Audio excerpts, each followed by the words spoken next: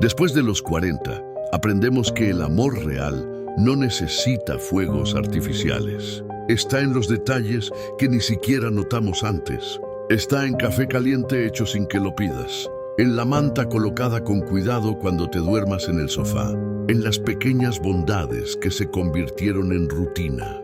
Es la elección diaria de quedarse aun conociendo cada imperfección. Es saber que el compañerismo vale más que la pasión desenfrenada, que respeto es la base de todo, que estar juntos es diferente de depender el uno del otro. El amor maduro no grita, susurra en la vida cotidiana y permanece porque es verdad.